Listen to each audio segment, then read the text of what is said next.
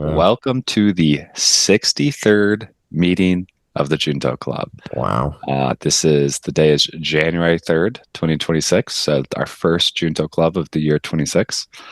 In the 1700s, Benjamin Franklin organized a group of his friends into what he called the Junto Club, and they discussed the important issues of the day, topics around science, philosophy, politics, business, and the like. We sort of continue that tradition in a sense. This is really an excuse for the three of us who met in grad school just to get together and talk about stuff. And today, the primary topic will be on free will. We're going to actually bring up philosophy once, which has been a while since we've touched on. And I double checked through that we haven't talked about this in the past. So surprising it took us so long to get to it. A classic topic. Before then, though, we always start with a quote from Shu. Not Shu's quote, but sure, Shu brings a quote from someone. So kick us off, Shu. Before I start, is it free will for you to decide to talk about free will or not? That's what we're going to find out. You can't, no spoilers. All right. Sounds good. Quote today is, experience is not what happens to you.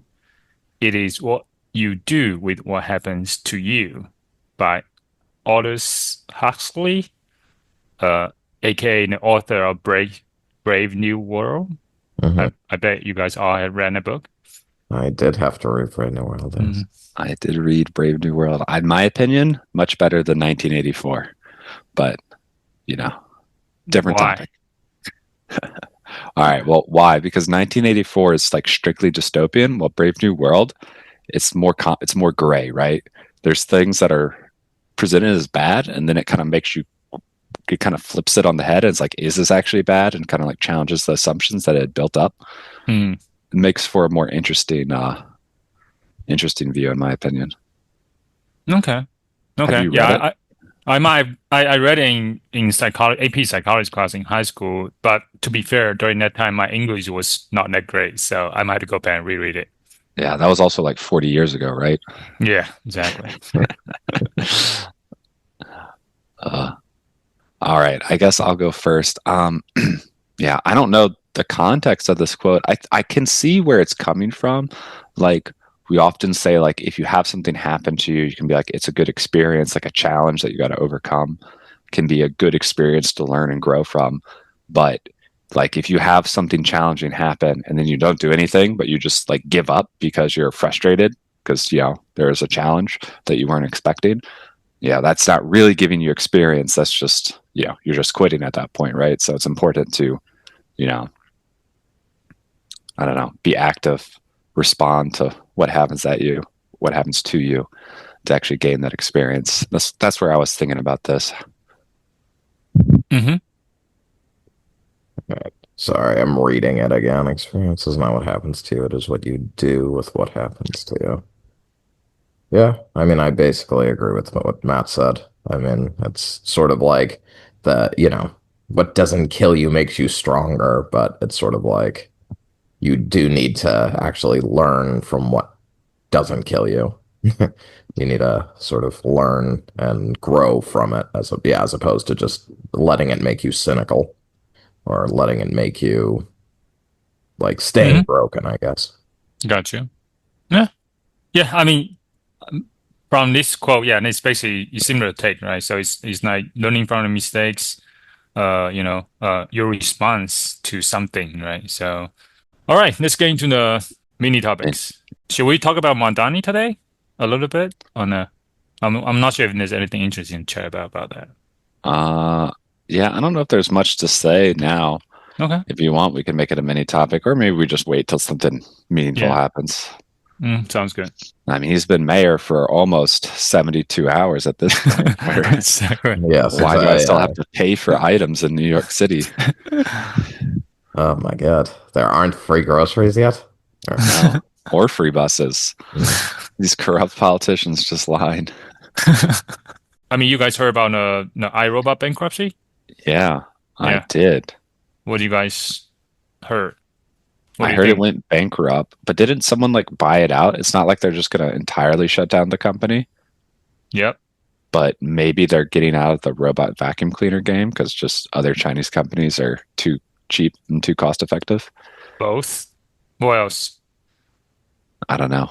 I don't even know what they have besides robot vacuum cleaners, so I'm not sure.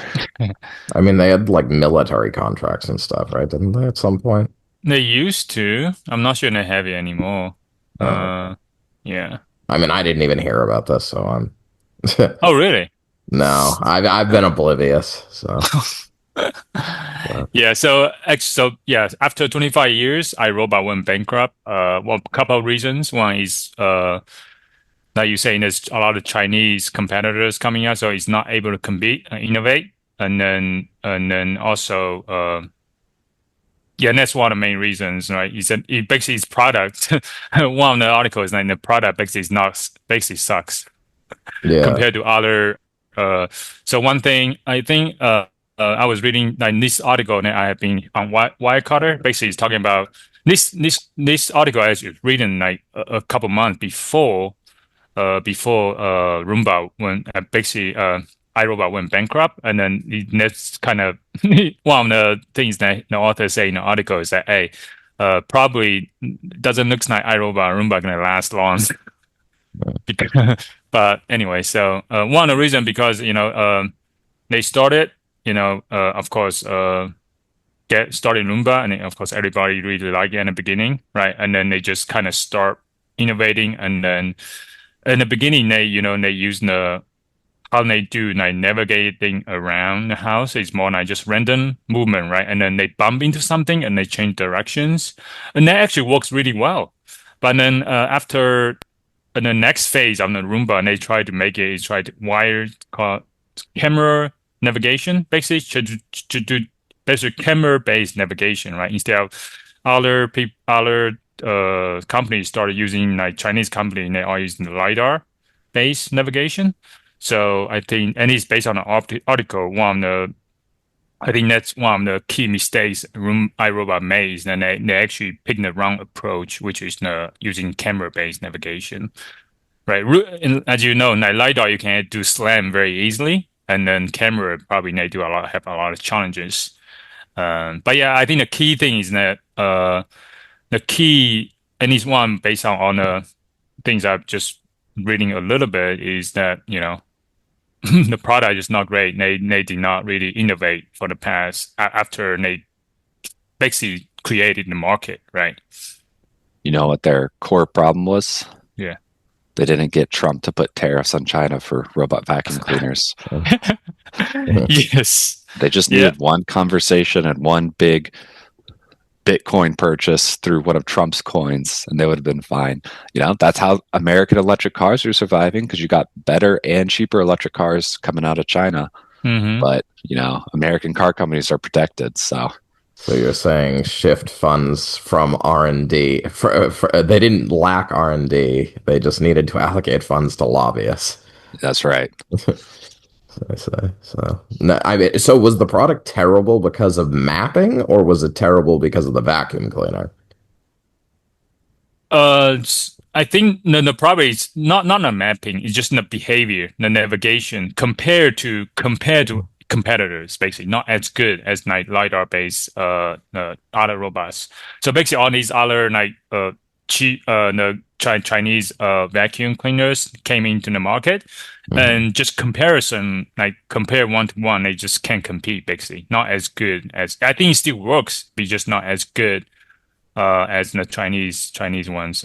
Not as like clean up place, not as efficient, right? So like clean the house and stuff like that. So I see. Yeah. So, right. well, it's just interesting because, like, with all of it, like, because I can remember in autonomous robotics, it was said like that these vacuums cleaners are terrible, and but Hmm. they're, at the time they were the most cost effective sort of autonomous vacuum cleaners. But like to me, I don't know what that like is. Is it just like I guess for me, iRobot was always like, oh, you just run it every day, and eventually, like it does a pretty decent job of hitting most areas if you have like medium-sized rooms that it has to cover or whatever. Yeah. Like, so and basically that's the point of these. But I guess these Chinese ones are getting more efficient about covering larger areas or like keeping track of where they've cleaned. Like, because to me, it's like they Yeah. don't hold that much dirt and stuff anyway. Like, so it's not like, at some point it comes down to sort of the planning and like sort of how they, I guess, or I guess how potentially they're detecting, what areas are unclean. But Yeah, yeah, yeah. just saying, yeah, just so at least the competitors are more efficient, basically, a lot better product Mhm. for user experience, right? So, All right. uh, but I think I actually the controversy the bankruptcy, of course, is not great, So I think this is very, and then a controversy is that it actually, well, first of all, I think Matt brought a good parallel, like, why should US actually put tariff on the Chinese product in the first place, right? Would it prevent iRobot from bankruptcy? And the other thing is actually it was another controversy is actually is bought by a Chinese company. Oh, Yeah. So what happened there is that like, so I mean, a lot of people in the industry, of course, like, okay, why is iRobot is almost like I guess the innovator and also it's like it's not a crown jewels of the US tech, but still it's a pretty like number one innovator and it's back in the day, right? And then now 25 years and it's bought by a Chinese company, right? That is almost not, I guess. Well, first of all, it doesn't look good. Like slap in the face. Secondly, it's like, okay, what's like why can a U why is it not by a US company, right? Why is it bought by a Chinese company? So there's a two backgrounds to that. First of all, it's bought by a company that so basically iRobot outsource all is like design of the product and manufacturing to the Shenzhen company called PICEA called Picea or Picea. So basically, for the past few years, it had been just basically Roomba is actually manufactured and designed by a Chinese company already, right? And so that is the company that actually bought the iRoom by I bought the iRobot. So uh, the other cause is actually Amazon. Before this, Amazon actually early this year, 2005, tried to buy iRobot, but because of like antitrust or the Nina Khan back in the day the policy, right? She's very much against like Amazon buying anything, so that deal didn't really get through, right? So that's why so that also put iRobot under a lot of, I guess, stress because of that, right? So that's and then that's one reason why iRobot was not bought by a American company. So yeah, interesting. I mean, I'm kind of amused by the fact this Chinese company was like, we're already basically doing all the work. We'll just most of the work. I guess was they're still doing software development in the US or just marketing? Like, what were they even doing over here? I guess software software Yeah, like navigation stuff, right? The main work on the navigation algorithm and other stuff. the thing you said sucked. Mhm. Yeah, I guess. Anyway, I don't know when they do, but they do have a team that doing software, Slam, stuff like that. Yeah. Um, so yeah, and then actually the Paixia, the company that bought the Chinese company, actually it also has its own iRobot like competitors too. And at the same time, it was making manufacturing and design stuff for iRobot, which is kind of weird. Like, why do you almost outsource all your design and manufacturing to a competitor, right? I don't know. You just look on the surface, right? I didn't really do deeper to all the reasons, but on the surface, like it's almost like you're getting, letting all your competitor know all your secrets and stuff, the IP and stuff. Uh-huh. So Well, they're not their yeah, competitor anymore. They're the owner. So Mhm. yeah. I mean, Any thoughts on those couple points? how much involvement did like Rodney Brook, or like how much involvement did Rodney Brooks have like at the end, if it ain't any? Like, Not really. I think it's more like Colin Angle, his student, right? They co-founded, but because then Ronnie Brook went to do that even 10 years ago. He started another company called Rethink Robotics, right? And then now right. he's a CTO of the Robust AI. He's a basically it's a robotic company that does like autonomous parts for warehouse and other places. So Yeah, he's doing still in the startup game. He's just I don't think he was I think he was involved in the beginning, but I'm not sure when did he stop basically. But even Colin Angle, the CEO for like maybe for long-term CEO, I think he stepped down like maybe a few years ago or maybe recently as well. So I see. Yeah. I guess I guess it's a sad day for US robotics. Yeah, well, I guess I'm just thinking like we've talked about how what have made successful companies like when Shu does topics basically, and like Mm, oftentimes it's like a leader who sort of has like a clear vision, sort of like a mm, strong personality leader, sort of driving the company and like mm, keeping them focused. So I mm. guess I'm curious about like how much focus like the leaders here had. So or I think the if Rodney Brooks would have stayed, they would have continued to grow and succeed. yeah, maybe they would have been more innovative or Yeah. like It's all about innovating, right? So uh, Chinese was copying, right? Copying. Then they learn the basics, and then they start innovating, right? They start innovating, and then one thing that I guess we need to worry about that. Are we not innovating anymore? But I think we still are, but just not. But yeah, at least in the iRobot case, I think the company probably stop innovating at some point. Yeah, and then as you can see in the bigger world robotics like Chinese, you see all those like humanoids Chinese are building and selling in the US, right? Yeah, Uh, there's a lot that have like impressive like dancing and like impressive movement dynamics for sure. yeah, yeah, Haven't seen a lot of them interacting with other things like grabbing objects, but they can do like a flip, which is awesome to look at. yeah. And But they I'd be also more can do, interested. Sorry. yeah. Oh, I recently saw a video of a robots that actually was pretty like very strong, right? Actually can kick down the door and stuff like that. So it was quite, and the video looks pretty good. I'm not sure how real it is, but Yeah. they of course claim to be real. But there's a lot of things to be a lot of, and it's on the surface, a lot of innovation in robotics. DJI in the drone is already the number one in the world, right? So I guess the Trump administration I mean, they are right to be worried, right, about all the AI competition stuff. Well, I don't know about robotics, but they're trying to push AI super hard with Hmm. that big, what is it? They're doing some big funding push and basically like putting no regulations on it. So, You mean US? yeah, yeah, yeah. Yeah, okay. What did they release? Ensuring a national policy framework for artificial intelligence. This is something they released.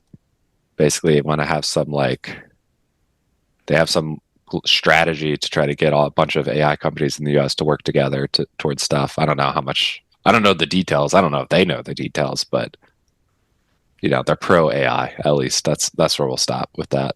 Hmm. Yeah. All right. I think we'll talk more about those actually later in the future when we stop talking about semiconductors. Because I was just reading a book on those. Actually, I have read 3 books on that. So Mm. there'll be a lot to discuss in the future. All right. Anyway, we ready to go on to the main topic? Sure. yes. Okay. Okay. Against Yeah, my free will, though. Mhm. that's okay. Yeah, I know. I know we've talked about this surely long back in the day. This must have come up, but I was actually double checking and I was surprised we hadn't brought it up yet on this podcast. So I guess I'll do this a little bit more like question. I'm going to ask you all a lot of questions and then eventually I'll kind of work through and explain what I think. But do Hmm. y'all remember what my position on free will is/was? Do you Soft remember? determinism. Soft determinism? Yeah. Say it again. What's the question? What do y'all remember what I think about free will? Doesn't exist? Sorry, did you say does or doesn't? Doesn't. Maybe. What do you think, Mike? All right. I mean, Go. I tend to err on the side of like, yeah, soft determinism, so I guess that's a doesn't. All right. So Shu, were you answering what you think or what I think? Kind of why, and it's not really what I think. It's more like That's what I heard what people are talking about, like especially physics, right? So Yeah. a while ago, right? Um, like I think I forgot he's something green, but he's a very famous physicist and they talk about, quantum mechanics, all these things like that. And then one of his points that is, oh, if it doesn't exist because, if everything is governed by laws of physics, right? How can you have free will when everything is governed by law of physics, right? So Yeah. if you believe in physics, there's no free will. All right. We got two no free willers. I'll hold my opinion towards the end. What do you mean by soft determinism, though, Mike? Specifically the soft part.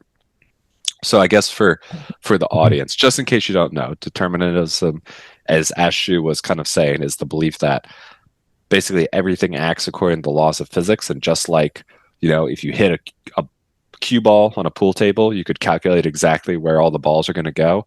It's going to say Hmm. that's how the universe functions. And if you knew the entire state of the universe at one point in time, you could calculate what's going to happen. Exactly, it's going to go happen infinitely into the future. So you know exactly what's going to happen. It's all predetermined or determined. Ergo, you don't have free will, the ability to choose different things. That's basically the deterministic position. Yes, and basically that's what I believe. So I guess the soft determinism or soft piece of it is like no one has, like there isn't any entity that has that sort of ability to sort of understand how every particle moves. So there can be like local appearances of free will. So like if there was something that like external to the universe that could observe how every particle was moving, and understood how every particle was moving, it could simulate, from here to infinity. But Hmm. because that doesn't exist, there can be the appearance, like local appearance of free will. But yes, it's just sort of based on, you know, everything that is. So, yeah. So, an interesting thing is, does quantum mechanics kind of give us an out for this concern that a lot of people have about determinism? Quantum mechanics says there are true random events. There's a fundamental uncertainty principle where you cannot know all the information about a particle. So, there's not even, so physics says it is actually completely impossible to sort of do a true, pure deterministic, forward propagation. Um, Even if maybe the majority of at a large scale, maybe it generally acts like that, right? But at the small scale, there are these random differences. I mean, is that uncertainty principle just in place though? Because we have an inability to measure things at a like fine enough scale. Quantum mechanics would say no, it's fundamentally impossible. As Fundamentally impossible. someone forgot their physics because that was a very important part. Yes. It's been a minute. That's fair. So both of y'all basically said, the world's deterministic, but Hmm. quantum mechanics, at least on some level, sort of disagrees with that. Yeah, I guess, but I guess I mean quantum is still probability, right? Randomness is still kind of law of physics, right? It's still governed by physics. Hmm. And then even though it's random, but it doesn't mean it's random doesn't mean there's no governing nation, nothing that govern the and in the background, right? So Hmm. randomness can still be governed by something. I don't know what that something, and then if that is governed by that thing, and then that means that would determine the free will still, and then free will. So hence, I guess the free will doesn't really exist. Yeah, that's a good. I think that's a good way to think about it. Hmm. And I think you can kind of go a step further and say, you imagine the situation where you put some entity in some specific situation and they have to make a choice, right? And you say if it's Hmm. purely deterministic, then they'll always make the same choice given the same situation, right? That's kind of like the definition of determinism. If we assume this quantum randomness can boil up to macroscopic actions, so like there can be randomness, that would mean their decision's random. Does that really mean they have free will if your choice is essentially random, a dice roll? Hmm. So some would argue that it's kind of doesn't matter whether the universe is deterministic or not, actually, very often this debate is kind of framed as determinism versus free will. And I intentionally started it like that. But, arguably, determinism is not relevant to whether we have free will or not. Right. So it doesn't need to be a one, for lack of a better way of saying it, a one-sided dice. It could be a weighted dice that are people's sort of random decisions.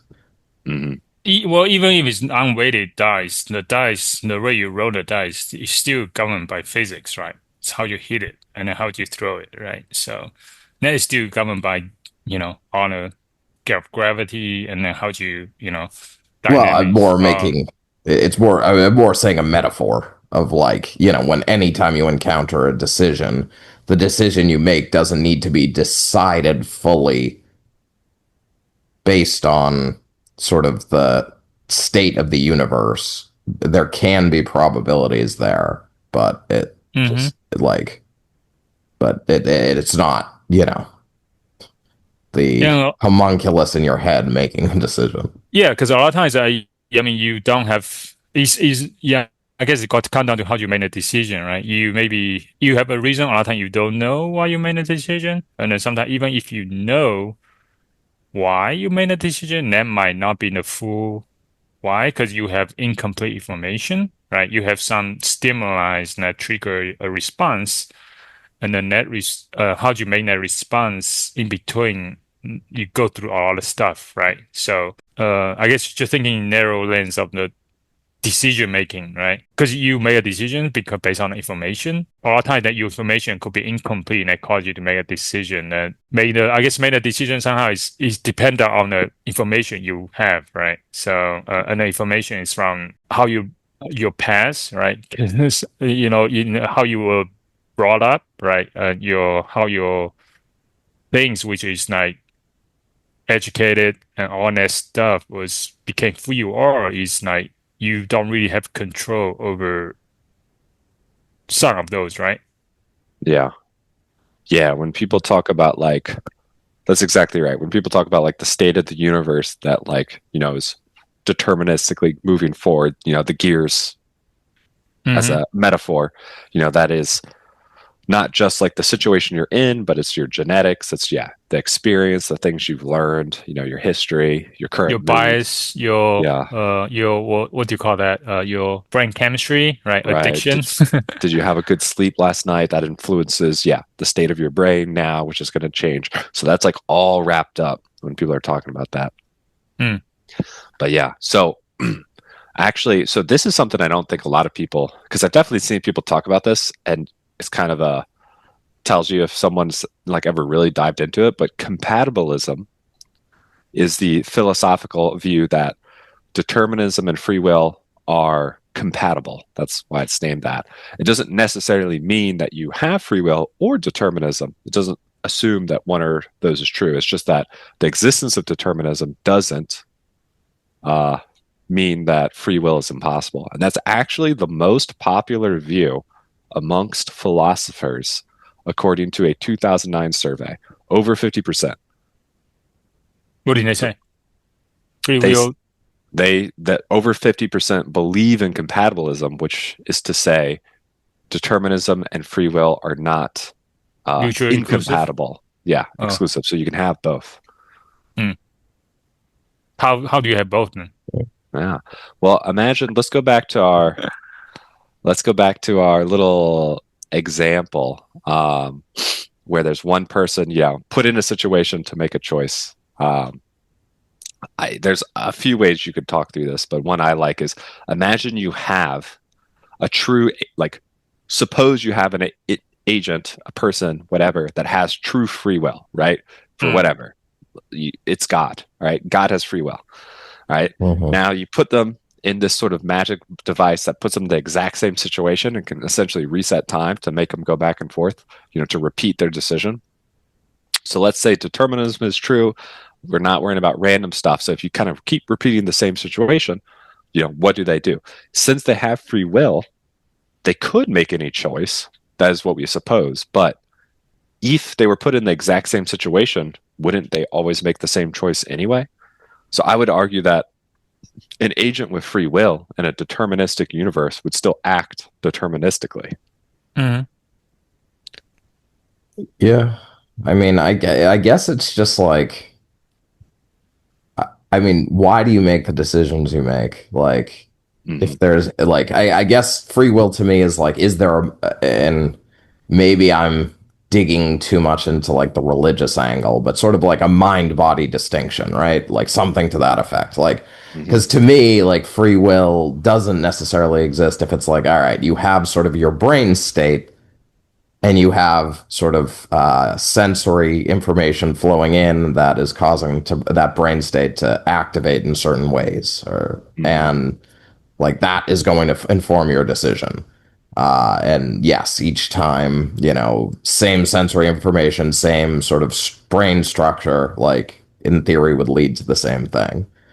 But so, like, I guess it's hard unless you're sort of like, to me, it's hard to call it free will if it's like, if that's what's making the decision as opposed to like some type of sort of mind body, just like, unless there's, some other influence, Mm-hmm. sort of whether that be a mind body distinction or, something supernatural. Yeah. No, this is this is another good point. This kind of often touches on those sort of topics of mind versus body, materialism, which is the idea like that your mind is just the physical brain and nothing else. Where does consciousness, is consciousness a real thing or an illusion? Is it making the decisions or is it just sort of post hoc rationalizing? So I mentioned this in the document, but there's been a few interesting neuro studies that are largely passed off as proof that we don't have free will by basically the way these studies have gone is they have participants try to randomly decide something. They'll decide to hit a button or one of two buttons at some time, and they're supposed to take note of what time they decided I'm going to hit the button. And they do that by having something like a series of letters or a clock or something. So, a clock that shows like just seconds, like zoomed in. So that's like to the second. They're like, oh, I want to do it now. And then they kind of like wait. And what they found is in a couple of cases, they're like, oh, you could actually see on fMRI data, you can see their brain activation happening to make the decision and push a button before the participants reported that they had made the decision. And in one case they said they started to see activation like up to like 7 seconds before they made the decision and apparently could be predictable their Mm. decision 5 seconds before, again, the participant says they decided. So these arguments kind of lead towards you have these components of your brain are sort of making these decisions and your consciousness becomes aware of them afterwards, but it's not a like Mm. top down, the conscious brain is deciding what's happening. You're just being influenced by the mechanics of your brain. Mm. Thoughts? Okay. My first thought is that, oh, maybe just because they just re your brain made a decision, but when you to actually the delay, I guess, the path from your decision to your aware that you're making that decision is just delay. But 7 seconds is kind of a long time. Yeah. So maybe not. Because yeah. At least that's my first thought. No, that's a good third thought. And yeah, the original study in like 1985 found like a 300 millisecond sort of pre whatever that could see it. So it was a pretty short time gap. So there was that criticism of like, this is too tight. Like people probably just aren't that precise about like measuring their time. But they did like kind of refine the experiment and did it, in different ways and were able to sort of get these larger gaps. But in the end, it's still the brain made a decision, right? And then you That's reach true. consciousness in the end. So I guess the study was just mainly to say, oh, it's not, you did not consciously make a decision, but somehow your physical brain made a decision. Because some decision you make actually doesn't require reasoning, right? So like physical, like you driving, became automatic. So like type one, I think we talked about system one, system two brain before, right? System one is very fast. So those would be like very unconscious decision that you actually don't need reasoning to make it. And then there's other higher level decision that you need more reasoning to consciously make the decision. I guess you did not consciously make the decision, but you still made it unconsciously. So does that mean you there's a free will? I guess if you equate free will to consciousness, then the answer is no. But if you also equate free will to cover the unconscious decision you make, then yeah. All right. She's getting at the heart of the issue, I think. Before I just start ranting, I'm about to the point where I'm just going to start ranting for a bit. But before I do, I want to let Mike comment on the neuroscience experiment because he likes this sort of thing.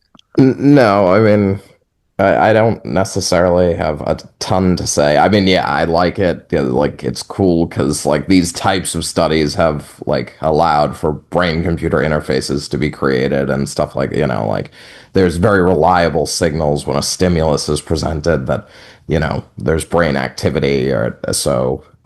I mean, I would like any type of evidence you can provide that there is sort of, I mean, there are top-down influences, right? Like in the brain, but like I would like any type of evidence you have that, a decision can be made and then filtered down as opposed to, yeah, like sort of the physical brain making, sort of component decisions and then consciousness being aware, like consciousness being independent of sort of just the structural parts, I guess.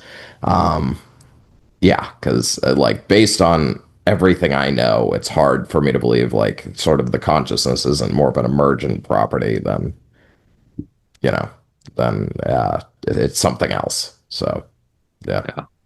Yeah. All right. All right. Well, I agree with you that consciousness is just an emergent kind of property of the brain. But I think, and I liked where she was going a minute ago when he was talking about, like, well, isn't your subconscious, still part of your brain? Because I'm actually going to say, I totally believe in free will, 100%. And I am a compatibilist myself. That is to say, You don't believe? sorry, Yeah, I do believe in he free will. 100% believes. All right. All right. And I'm a compatibilist, which I agree with the mainstay philosophical position that So then you believe 50% if you're compatibilist. no, 50% of philosophers believed in compatibilism. No, but compatibilism is also believe both like you can have free will and Determinism. determinism at the same time. So you're 50-50, determinism 50-50 free will. No, it's 100% both, baby. 100% both. No. Gotcha. So I think she was kind of starting to get down the path that I like to think about, where you were like, well, for this fMRI study, it's like, oh, it's your subconscious making the decision. But what I would argue is that you are your subconscious. That's like part of you, right? Like I think there's kind of, as you mentioned, Mike, the mind body thing. People try to separate your mind from your physical brain when I'm like, that doesn't make any sense because your mind is your physical brain, right? So if you say it's not me, it's my brain making the decision, well, that doesn't make any sense. It's a nonsensical statement because you are your brain in the first place. Mm-hmm. So, when we talk about this determinism as like, oh, these, let's say the universe is deterministic. Forget about quantum randomness. Let's just pretend it doesn't exist to simplify this. So all of your, decisions are determined, but determined by what? Well, you say the laws of physics. Yeah, but the laws of physics include your brain, right? And the laws acting in your brain. Part of those laws of physics are your brain computing things as your brain structure, does, Mm-hmm. which is what I'm arguing is you. So you're basically saying you are one of the gears in that system. You're not completely independent, obviously. You Right. are part of a larger system, but you are also part of it. All right. I agree with that. All right. So just like that, now you believe in free will. Sure. Yeah, before you go any further, I kind of want to step back or get on a high level. Is like how do people study free will? Like what is the philosophy approach? What are the, I guess, and then also the scientific approach, and what are the so far conclusions? I guess if anybody have any conclusions, Yeah. I guess is there science of free will? there are people like studying using a I know fMRI study kind of a little bit, right? But that's more about consciousness.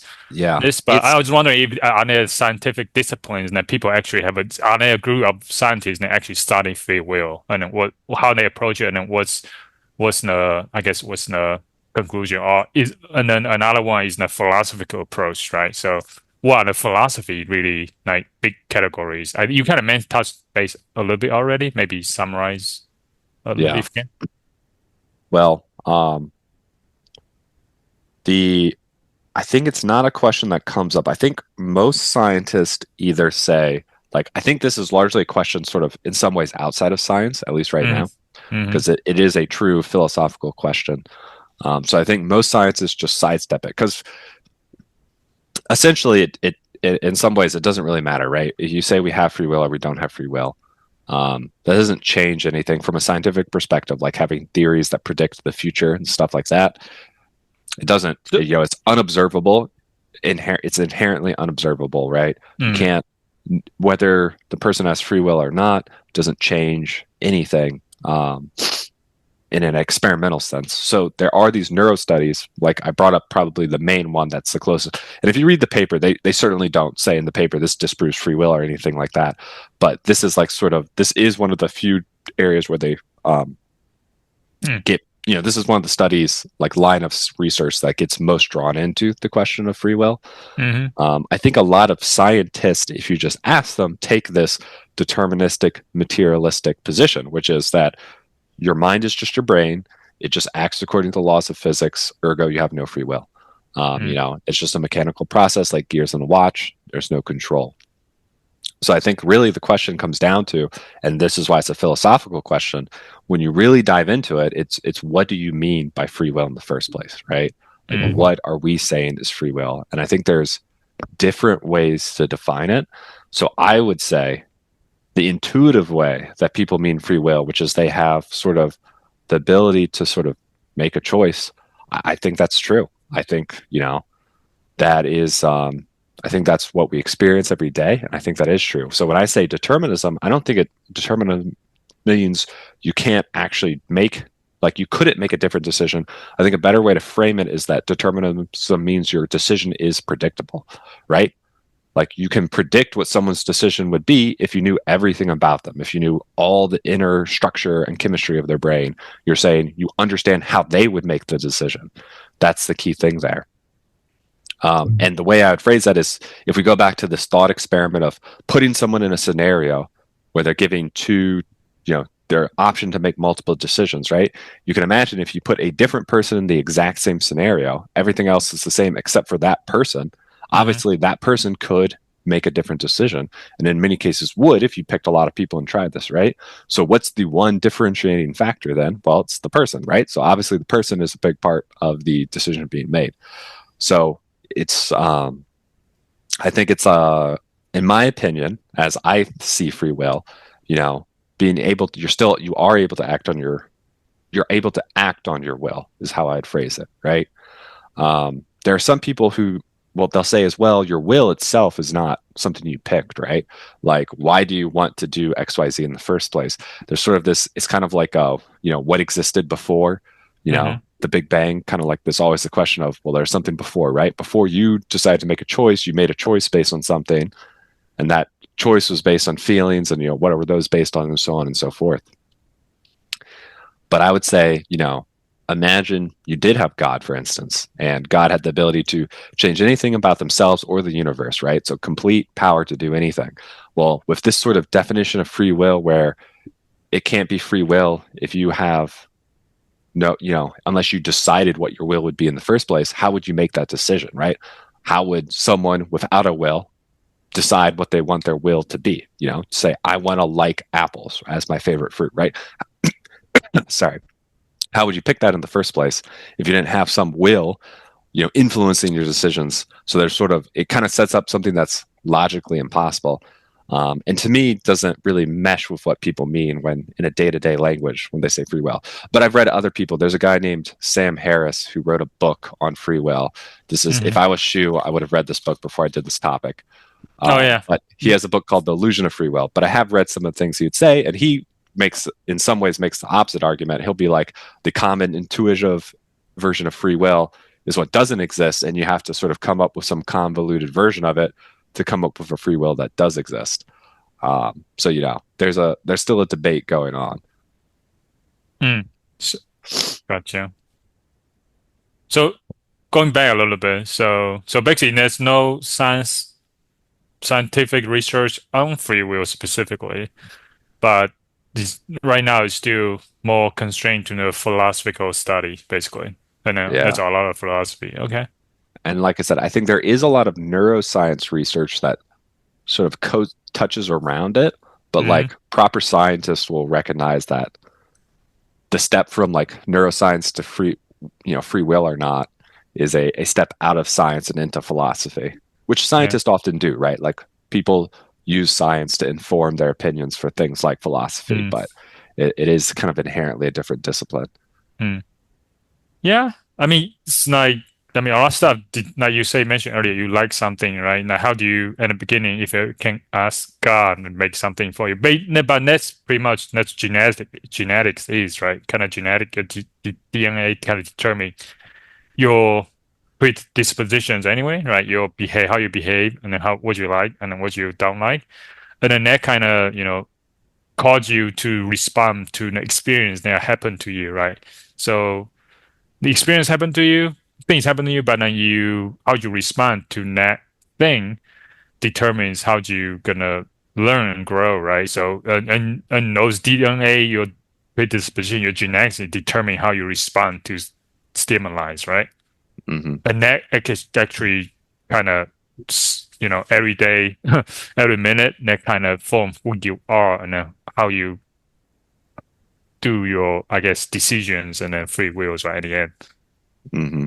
Yeah, I So like how if I you guess you're looking at that sense, yeah, and that's Saint Harry is right, right? And there's no free will; it's kind of illusion, right? So you're bringing. I like how you kind of brought our original quote back in a little bit there, exactly. but yeah, yeah. I mean, people talk about like nature versus nurture, right? But fairly enough, you're like, well, you didn't do your nature or your nurture, right? Those were both things that happened to you.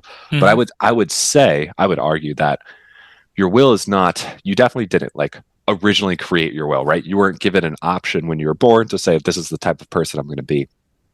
But I think there is a feedback loop, right? Between you know, your consciousness, the high level version of your brain that you think of yourself as you, and your will, sort of more of your subconscious stuff, right? When it's clear to me, I think my experience is that like, you can influence what you like, what you don't like, right? When you focus on things, when try things. A very silly example is, right, if you never tried something, you won't know if you like it or not, right? So, your decision to, go to a hockey game maybe turns you into a hockey fan, right? So that changed something about you based on your decision.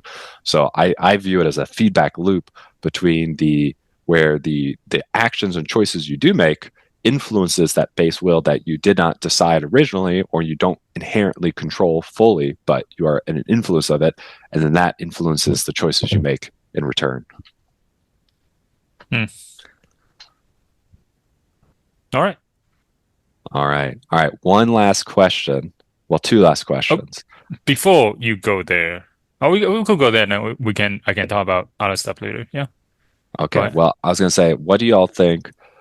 I guess first, after all this discussion, where are you guys now on free will? Yes or no? I When mean, I oh yeah, I'll just go say ahead. sure. Yeah, no, I Sure. mean, no, I believe in it, but it's sort of like I get like I'm not a words person, so for me, it's like yes, like your brain is you. So it's like, I think in the traditional sense of like, or what I think people traditionally think about the free will is sort of some distinction between that. And maybe that's just me, like it could be a bias I have because it's often coming at it from maybe a more like sort of religious angle or something like that. But Hmm. yeah, but if your brain is you, like I see how the argument can be made where it's like, yeah, it's you making the decision. It's so there's free will. And, whether it was just your genetics plus sort of the forces that be throughout your life shaping that brain that made the decision doesn't matter. It's still your brain, which is, unique to you making each decision. And yes, how those decisions subsequently feed back into future decisions. I do find it interesting how, like, when you get rid of the mind is separate from the physical body thing, right? There are some people who are like, oh, your mind is just your physical brain, so there's no free will. And then Yeah, other people will be like, well, your mind is your physical brain, so of yeah, course you have free will. yeah, yeah. But anyway, all right, Shu, I what was agree your with that, final? however you frame it. Mike, Mike is too much of a scientist. He's just like a philosophical question that does not relate to maybe doesn't relate to physical reality is irrelevant. He's just like whatever. Mm. Yeah, Two interpretations of the same phenomenon. yeah. It doesn't matter which one's true. All right, Shu, where did you land? My free will had decided that I don't care whether it exists or not. You guys Well, are I the mean, worst yeah, yes, philosophers. no. So yeah, this question, I'll say, for me, is more like which one's more useful to adopt, right? Mhm. Is it more useful to think that the free will exists or doesn't exist? So I kind of landed, I think, similar to compatible, like which, like, I like to think about like globally, like if you think, like higher level is probably doesn't exist, but locally, right, it's not it exists, no, so that we actually you can have a sense of control personally, right? Mhm. If you don't have feel like that's why I say, oh yeah, free will exists is you to think that free will it does exist is useful personally for everybody. So in that way you can control you have a sense of control. Otherwise, if you I don't think yeah, so I think that's at least that's what everybody believe, right? Because it's innate and useful to you survival as well, I guess. Yeah. Otherwise otherwise just give up, right? What's the point, right? And then the other thing is like it's same thing, right? It's same thing as like if you is that's why it's useful to think the Earth is flat because actually locally it is flat. If you think about if you cannot actually do anything useful, I mean locally, if you keep thinking about the Earth is round all the time, right? Because it's just not locally true. No, locally, like to your surrounding, like your immediate, surrounding, the Earth is flat. So That's a great analogy. I love that flat earth analogy first. And yeah, I'm two, so gonna tell my pilot that when I fly next. yeah, that's what I'm saying. But then, yeah, then you on the other side, if you like go travel international, then yeah, then it makes sense. But on your daily basis, locally, yeah, it's useful to think about the Earth is flat. and your first point, I think, actually segues into my last kind of comment question perfectly, which was like, you know, what does this mean in terms of, maybe free will or the existence of it isn't like a physical question that science can answer. So you say, what does it matter? But it can matter from a sense of morality. Very often it's crime and punishment. This is where our Hmm. question comes up. It can also be, how we educate students and other things like that.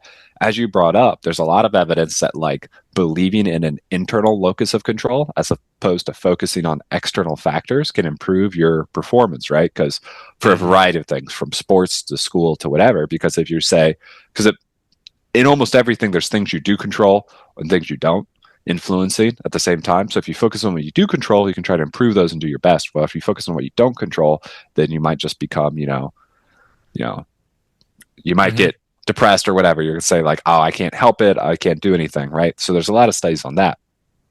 So, and that's an argument say maybe we should believe free will, as you said, for the utility of it. But there's also people on the flip side say, well, you know, does it really make sense to, from a crime perspective, throw someone in jail for 10 years for doing a crime if they, it was the world was predetermined that they were going to do this crime, right? They never had free will, they never had a choice. And the real solution is not punishment, but rehabilitation, right? Like we need to sort of make thinking of this, their brain as a complex set of gears turning, right? We need to, do the rehabilitation that adjusts them to be able to When they act more appropriately propose in bringing society. lobotomies back. There it is. Yeah. Yeah. So some people who are determinists say like a lot of our whole criminal system is very immoral because they're like, well, we don't have free will, so Mm. and there's both the immorals aspect and the argument of you would actually do better, right? The people will argue that rehabilitation is more effective than punishment for crime, right? So they're like, this Hmm. is, it serves some sense of vengeance or justice for other people, but it doesn't actually help our society improve, right? It costs more. They're more likely to do crime when they get out, blah, blah, blah. So you have these downsides. And if we recognize that we don't have free will, assuming you believe that, then we could be more logical or appropriate about how our criminal justice system works. Mm. Yeah. I mean, had like heard certain psychologists speak on like self-forgiveness and like being happier, like from start, like if you've done something you feel like you can't forgive yourself for, like that is a path to sort of self-forgiveness, is recognizing that like how you behave is sort of a combination of sort of your like, well, yeah, the physical brain and the inputs to it. So but then so Yeah, I could see that, like, yeah, and certainly it raises questions about, yeah, how we punish and all of that. it is interesting. I guess when it comes to positive things, right? Like you tried to perform well at something, you want this more, you kind of want to take the free will perspective that's like focuses on like, it's me, I did it. But when it comes to a negative thing, right, you're doing something bad, then the perspective that sometimes helps people is it wasn't your fault, you didn't Hmm. have any control. So, there's a bias either way. So going back to the free will, so what's the philosophy? Just I guess for me, just want to summarize like to understand like philosopher when they study talk about free will, what's the general approach they like approach that? Of course, I think the first thing determine what is free will, right? So have we did you answer what's free will actually? I'm not sure we touched. I mean, maybe you can summarize like in one sentence what is free will, and then two sentences on how philosophers approach free will, and then what's the general conclusion, right? I guess just three camps: no free will, no free will, and then it's a compatibilism. Those are the Yeah. three. At least my takeaway from what you talk about. You could imagine kind of like a square where there's like, is there free will? Yes, no. Is there Mm, determinism? Yes, no. And the combination of those two factors can give you different positions, which I don't know. I don't remember all the names offhand, but hmm I mean, I think I can't tell you just there is a one definition of free will because, I think that's part of the problem with, with the question, right? So mm, I like to think of free will as, yeah, and I know a lot of people would say it's the ability to make like a different choice, right? Like you had the capability to make a different choice. That's probably the most common version of it, but people definitely define it in different ways. Maybe a big separation. Some people say free will is more like the ability to control your will versus act on your will, right? So I think, and maybe this is just for whatever mm, reason, people kind of think of it in their head as like this is what people mean by free will, and they don't realize that other people mean something else. And then when it comes mm, to this question, they're like, oh, we do or do not have it. But I think that's probably the biggest divide there. But mm, philosophers, I don't know. They how do they do this? They write about it, right? They read each other's arguments and write about them, and they make their own definition mm. that vibes with them. So it's philosophy. That's how it works. Just robust opinions. Yeah. Is philosophy useful? Controversial opinion. In the modern day, I don't know if it is that useful. I think, Mhm. I think in my view, I think sort of early philosophy is useful. Like the original stuff, kind of the core of philosophy is useful. The things we did with it in the past, and I think it's actually would be good if we like taught students philosophy from a teaching them to think logically, work through arguments style sort of thing. But when you get outside of like, the core philosophy as a, tool, and you sort of get to trying to answer these philosophical questions in modern day, the questions we have, I don't think they really have an impact, right? Um, I mean, you could argue this is actually one of the most impactful ones that philosophy has. And even still, it's not, I don't think if someone came down and said we do or do not have free will for sure, I don't think it'd really impact anything, right? Mm, So controversial opinion as someone who does kind of like philosophy. I'm not sure it does really impact the world that much. Okay, so wait, you just say philosophy. The core of philosophy was, at least the original core of philosophy was logics. Yeah, like philosophy is an application of logic, I would say. It's always logic. Oh man, you're gonna give me a hard time now, huh? No, no, I'm I, just curious, actually. I I mean, don't know. yeah, logic. I don't know what Because is when logic. you think about logic, because right now I'm actually thinking about Boolean logic in Yeah, computing. yeah, yeah. So, like, I guess the reason I'm asking is like thinking, right? Because we know scientific thinking is useful, right? How to think like scientists, scientific method, right? How do you can be useful, apply, right? And then, but what about philosophy as a discipline? Like, is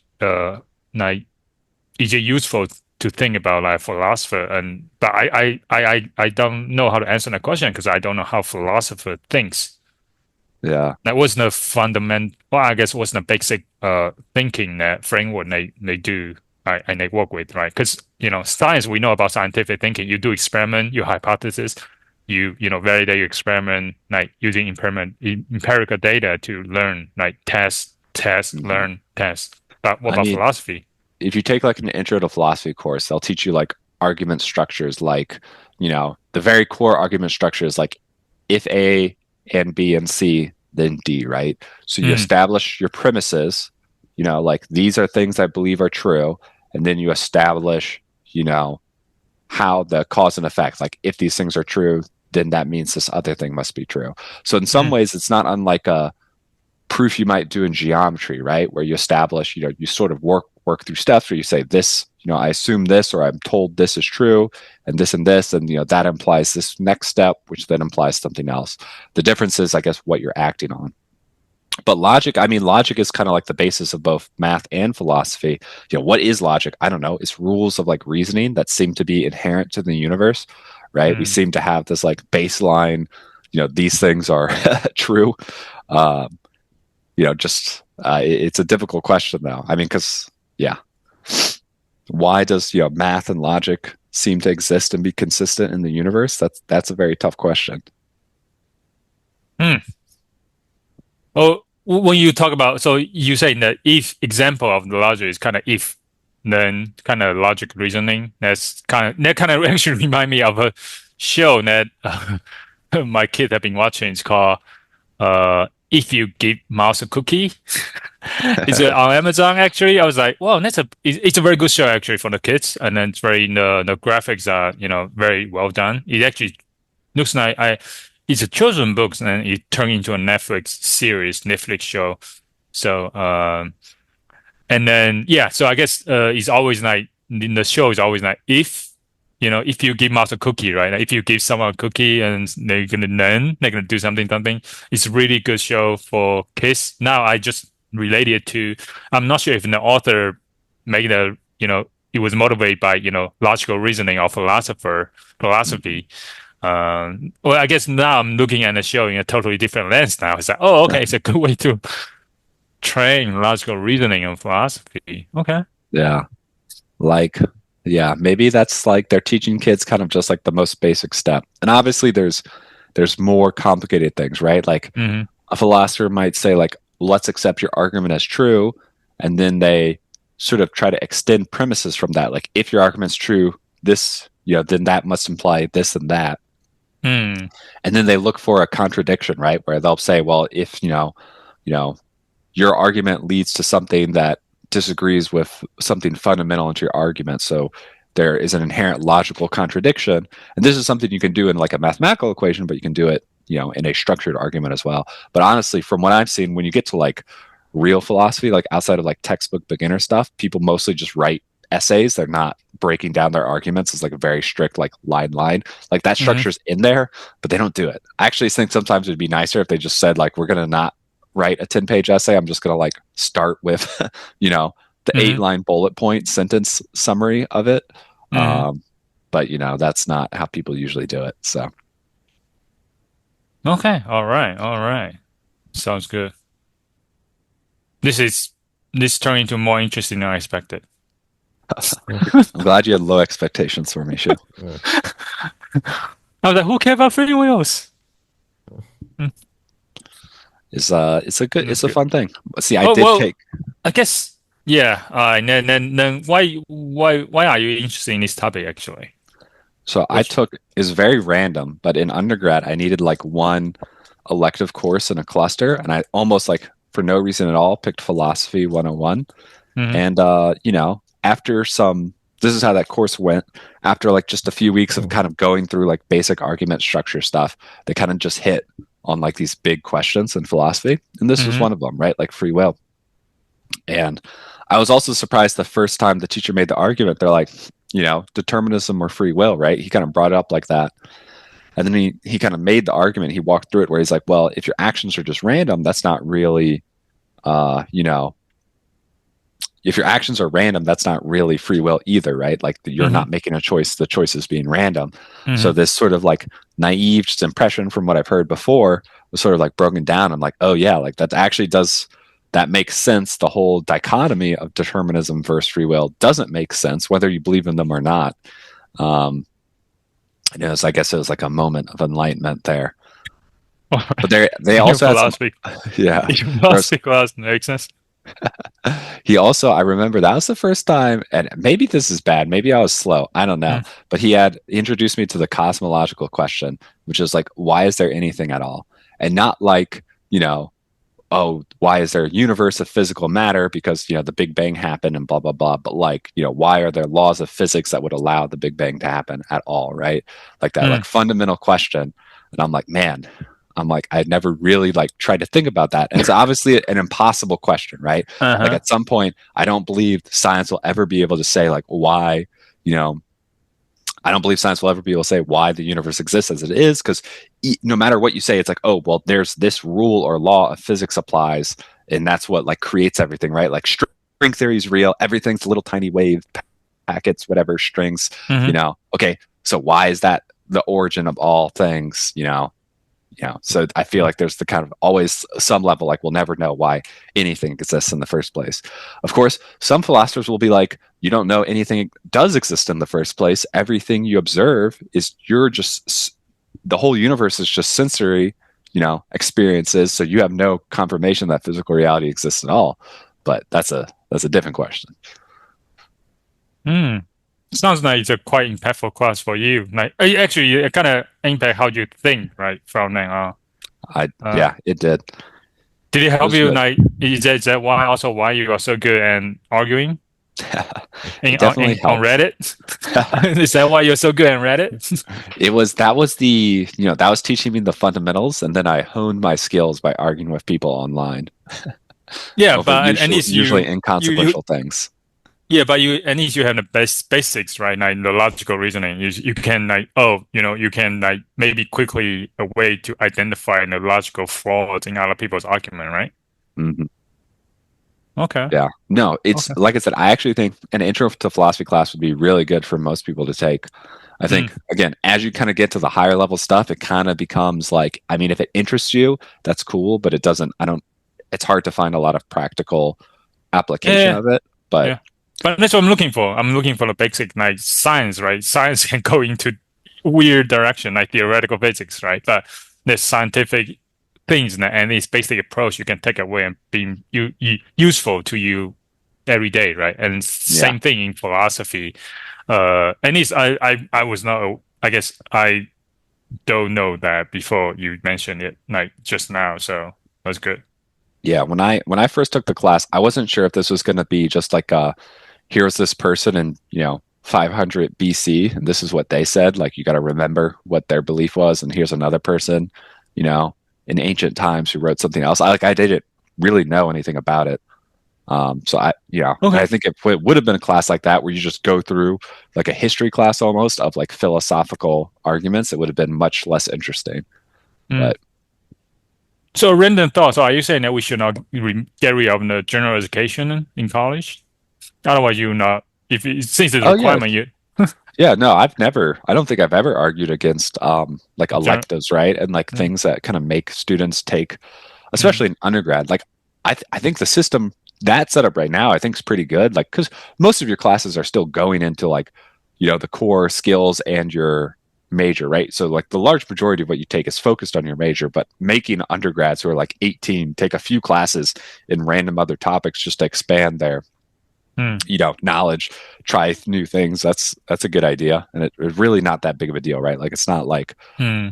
you're not making someone do a whole year of taking the intro class to everything the college has, right? You're just allowing Hmm. them to pick a few things that they seem, are more interested in that they've maybe never done, worked on or whatever. But Okay.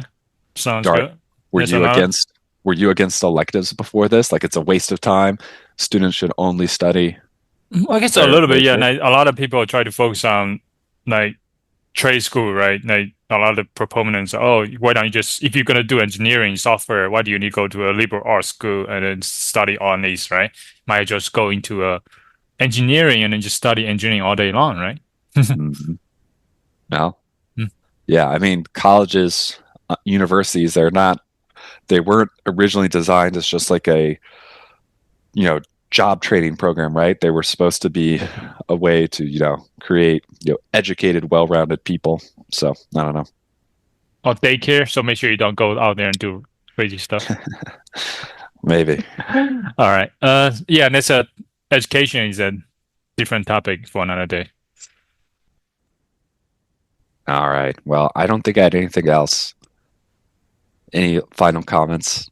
On your mic? No, I mean, I've been reading about the uncertainty principle, Okay. reminding myself of physics from 10 years ago. He took that personally when I was like, "You forgot your physics." Is Yeah. it in a cat? Is it in a cat?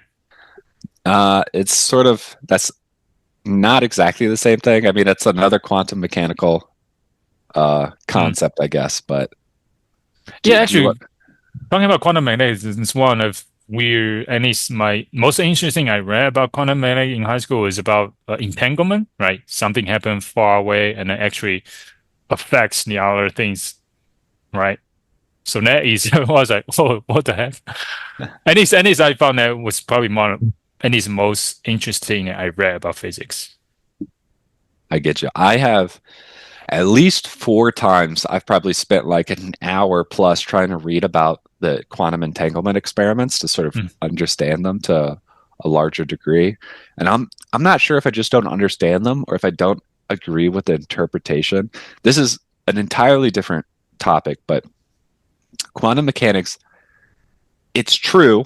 The formulas they have correctly predict things, but sometimes it's a little hand wavy about what an interpretation means. Um, Mm.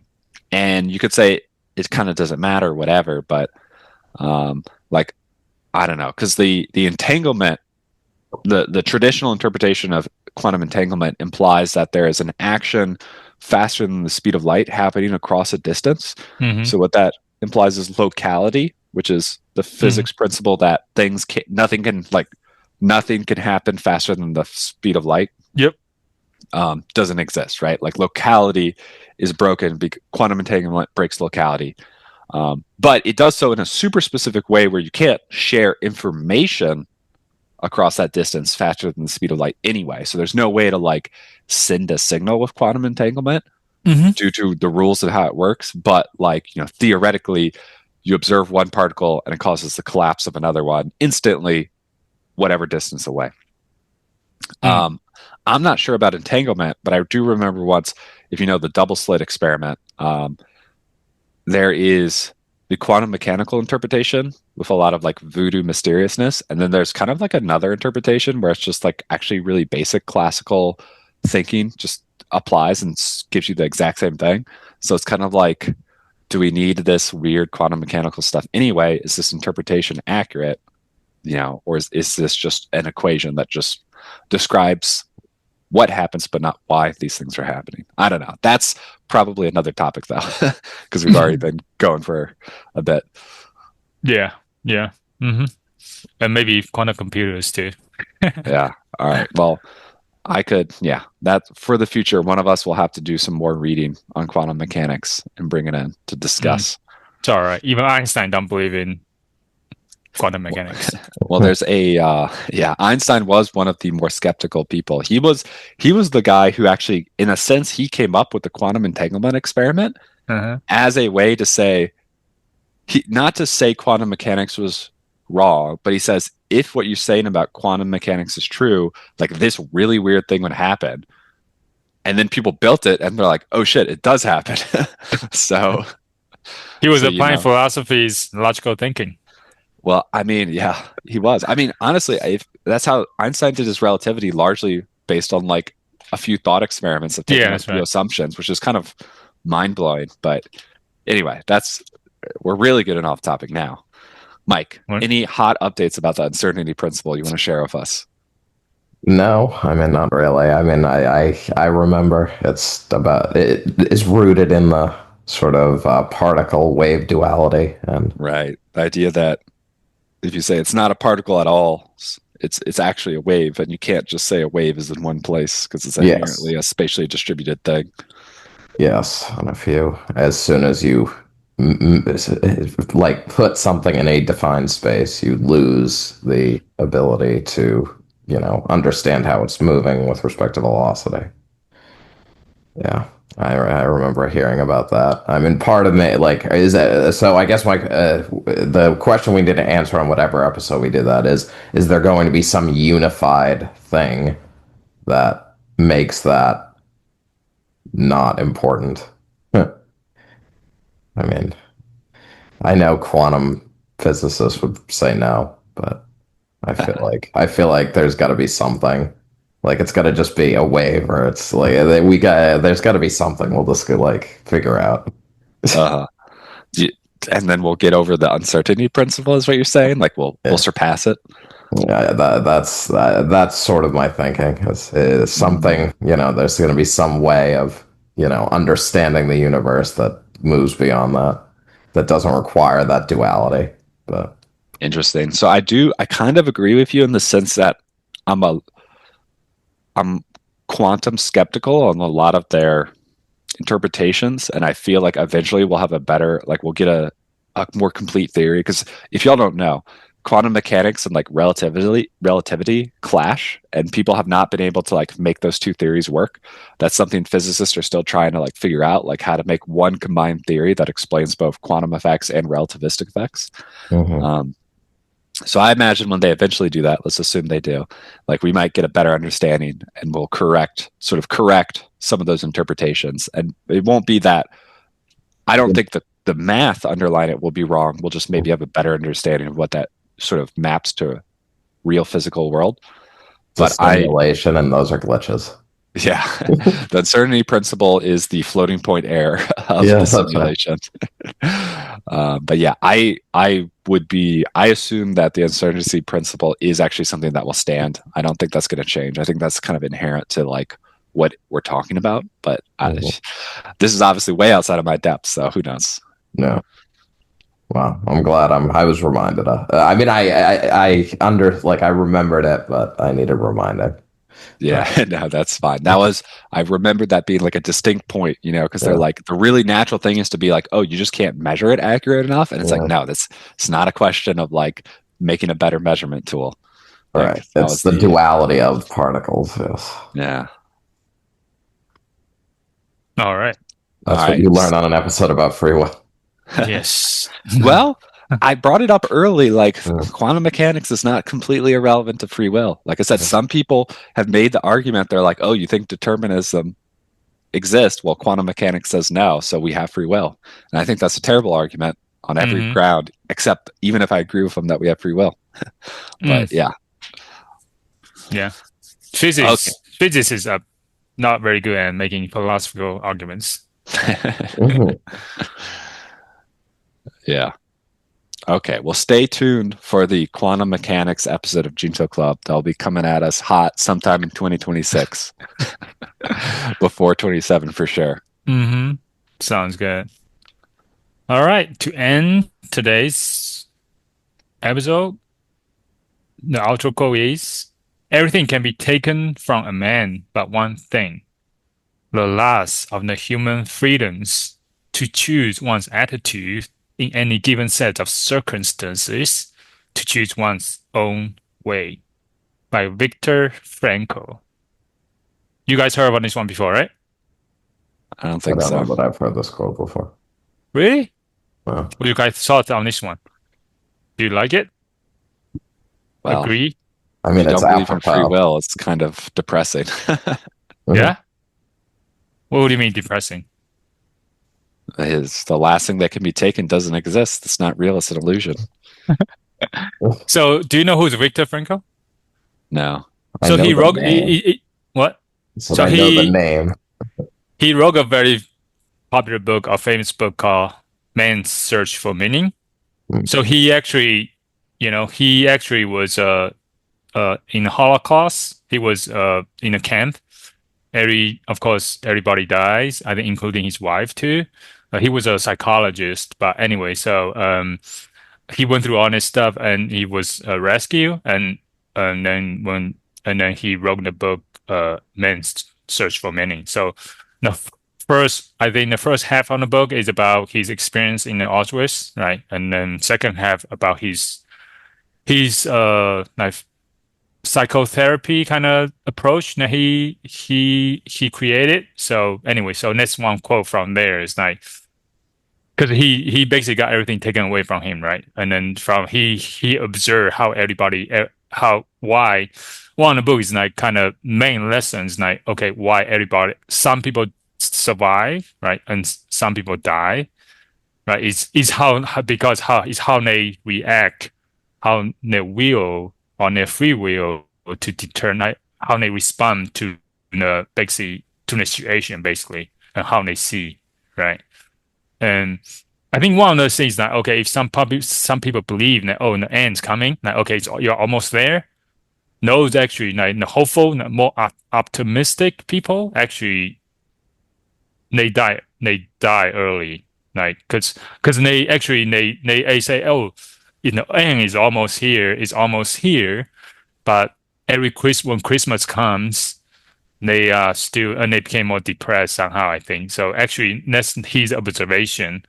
And then the people that are actually more steady, like have a more like pessimistic view, I think. And that's my takeaway, and it's from the book. But maybe other people, I mean, maybe my takeaway is wrong. But I think it's a little bit surprised takeaway is, oh, the more like pessimistic people, they tend to, okay, this is not going to end, but they're going to stick around because they don't have disappointments, right?